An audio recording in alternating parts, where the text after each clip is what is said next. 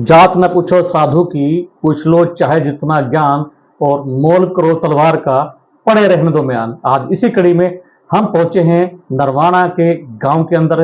गांव है करमगढ़, और जैसा गांव का नाम है करमगढ़, और ऐसा ही कर्म किया है यहाँ के लड़के परनीत नैन ने। सीधे बात करते हैं उनके परिजनों से, उनकी जननी से, उनके पिता से, उनके गुरुजनों से, परिवार के और सदस्यों से, कि परनीत ने आज जो नाम कर्म करके नाम कमाया है, वो नाम पूरे जिले के लिए एक बहुत बड़ा मायने रखता है। सीधे करते हैं उनके पिताजी से बात करते हैं। राम राम जी। नमस्कार जी, राम राम जी। कैसे हैं आप, क्या हाल है आपका? बहुत बढ़िया जी, बहुत बढ़िया। आपके बेटे का नाम है परनीत जी, और परनीत का अर्थ होता है कोमल, पवित्र। और जैसा उसका नाम है, जैसे उसके नाम के अर्थ हैं, भाव हैं, उसी तरीके से आपका बेटा मल्टी टैलेंटेड है। बिल्कुल है जी, इसमें कोई शक नहीं है जी, उसने करके दिखा दिया जी। ये चीजें, कुछ चीजें अब समझ में आ रही है जी। जैसे उसका नाम है ना, नाम से ही मतलब उसने वो कर्म कर दिए। नाम जैसे उसने कर्म कर दिए जी। जी बिल्कुल कराया जी। आज आपका बेटा पूरे क्षेत्र में एक उदाहरण बन गया है। शुरुआत कैसे रही? लोकल देहात में कहावत है जी, पूत के पैर पालना में दिख गया। उसने अपने पैर पालना में दिखाई दिए थे जी शुरू से ही। क्योंकि वो 3.25 साल का था जी, उसका बड़ा भाई गलत तो स्कूल में जाने लग गया था जी। कंटिन्यू गया जी, कभी भी एक साल में 2 क्लास नहीं करी जी उसने जी। 15 साल का बच्चा +2 कर गया जी। उसके बाद जब IIT में गया ना जी, 7 दिन बाकी थे जी उसके। 2 तारीख को उसके यहाँ से ट्रेन बुक थी जी। 8वां महीना की, और 8वां महीना की 9 तारीख का उसका 16 साल कंप्लीट होने थे जी। तो 19 साल तक का जो पेपर देवा है एयरफोर्स नेवी की, ये कर देगा। लेकिन आपके घर में तस्वीर लगी है।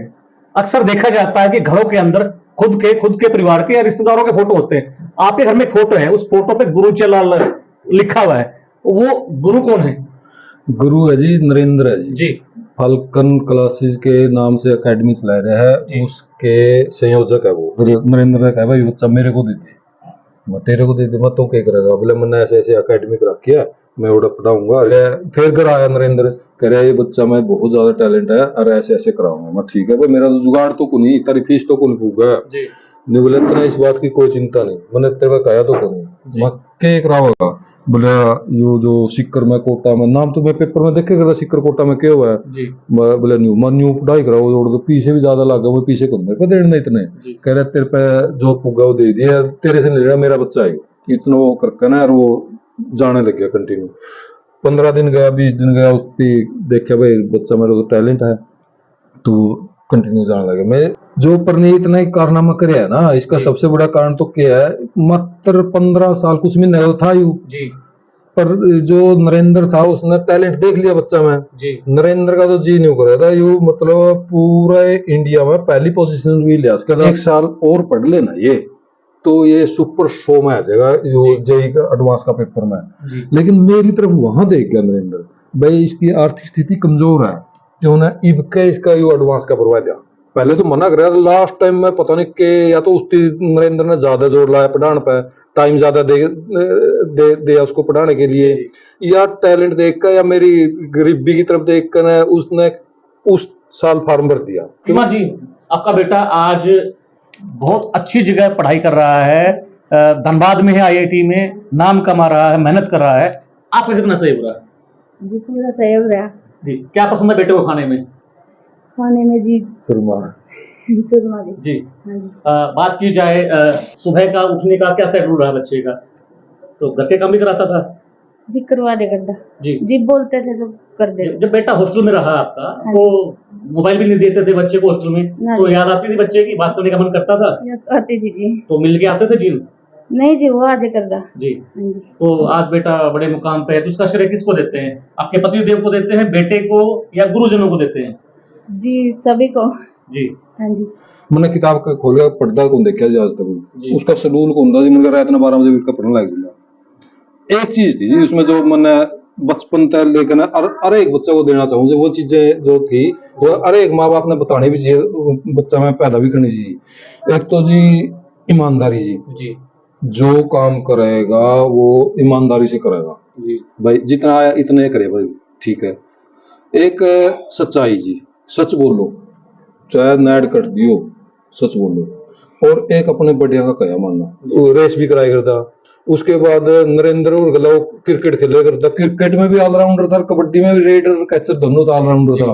उस ती मतलब की में भी चीज कह दी ना कोने वो चीज करी है, दिल से करे करता जी। हाँ। अब आपका बेटा है जो एक अच्छे मुकाम पे गया है और अच्छा पर्याय भी बन चुका है, उदाहरण भी है, तो क्या कहेंगे इसके बारे में? और जो आपको जो देख रहे हैं, आप चैनल पर देख रहे हैं, उन बच्चों के लिए, माँ बाप के लिए क्या मैसेज है आपका? उनके लिए ये मैसेज है जी, जैसे उसका सिलेक्शन हुई ना आईआईटी में जी, मन ने गांव इकट्ठा करके जी, गांव की तरफ से उनका शुरू वाला टीचर जहां तक मैट्रिक करी इसने जी जी और नरेंद्र जी, इन चारों को गांव की तरफ से सम्मानित कराया था जी।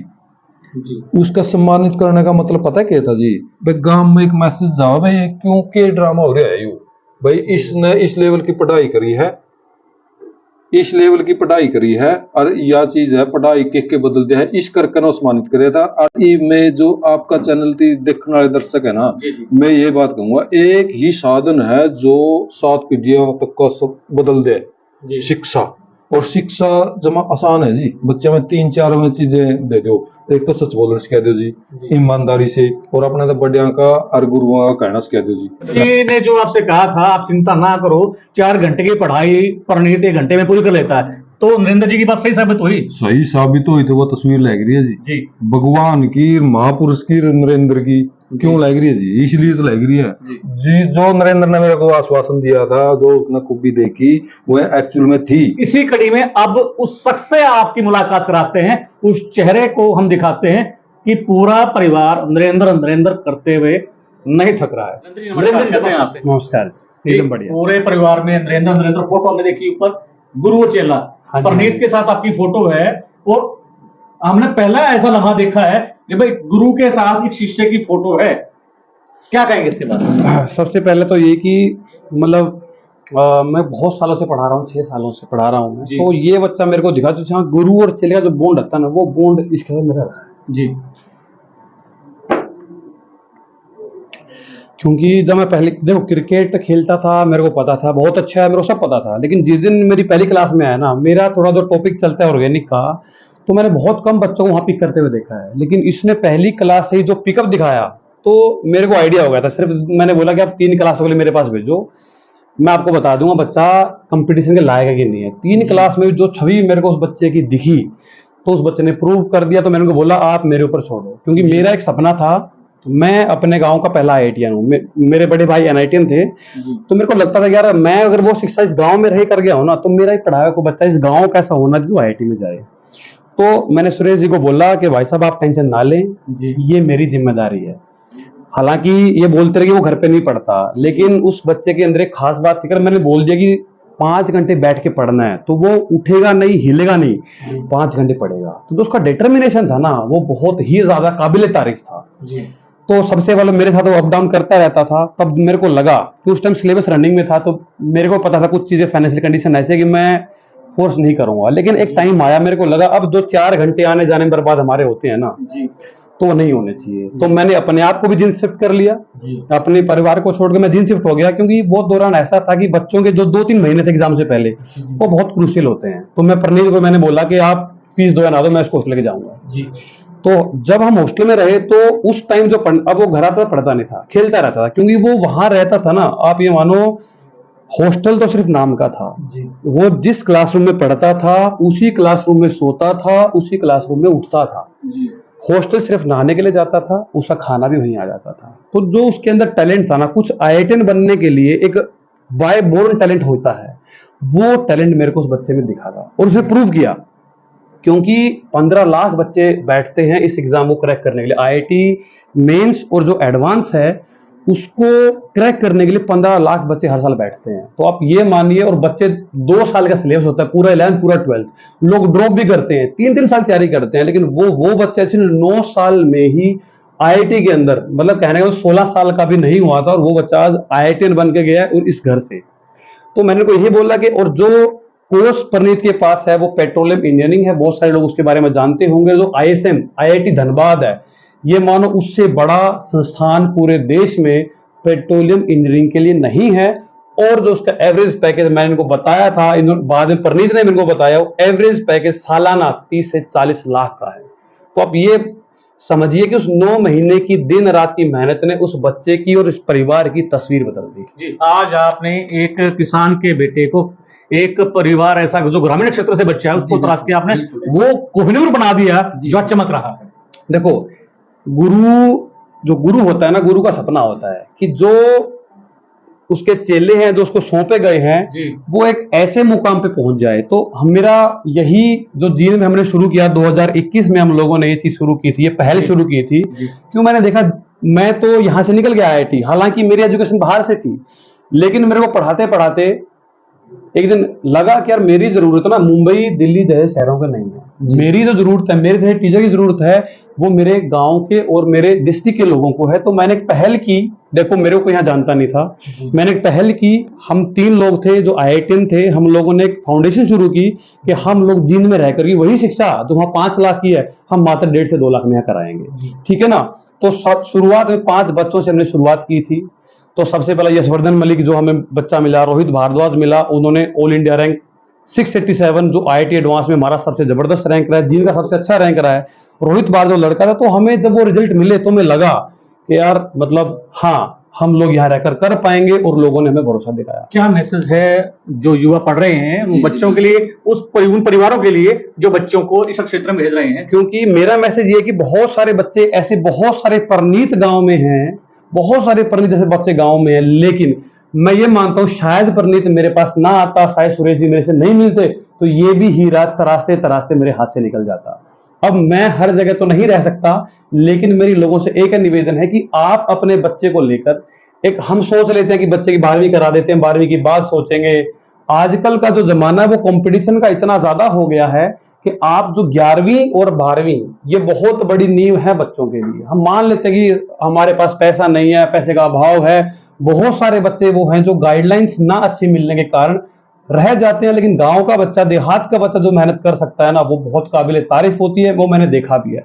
तो मेरा लोगों से मैसेज ये है कि आप फैल्कन क्लास को एक मौका दें, वहां ऐसे शिक्षक हैं जो आपके साथ दिन रात मेहनत कर सकते हैं, और ऐसे ऐसे परनीत जो आज गया है, मैं चाहता हूं इसके कदम पर यहाँ बहुत सारे बच्चे ऐसे निकले, और जो मेरा सपना है कि जींद में आकर के लोगों को IITian डॉक्टर बनाना है, मैं एक दिन इसको साकार करूं। शुक्रिया। ये थे हमारे साथ परनीत के माता पिता, उनके गुरु नरेंद्र, जो आज उस मुकाम पे बच्चों को लेकर जा रहे हैं जहां ग्रामीण क्षेत्र के बच्चों के लिए एक ऐसे गुरु जिन्होंने अपने विद्यार्थियों के लिए, बच्चों के लिए उन्होंने अपने आप को वहां समर्पित कर दिया। ये थी हमारी खास पेशकश, टैलेंट है तो दिखेगा। अगली कड़ी में हम यशवर्धन जैसे और बच्चों को लेकर आएंगे, उनके परिवार से आपको मिलाएंगे। तब तक बने रहिए हरियाणा बुलेटिन न्यूज के साथ। धन्यवाद। का मतलब ब्रेकिंग न्यूज नहीं, हर बहस का मतलब हंगामा नहीं। हरियाणा की सारी खबरें केवल हरियाणा बुलेटिन पर, सीधी बात, नो बकवास।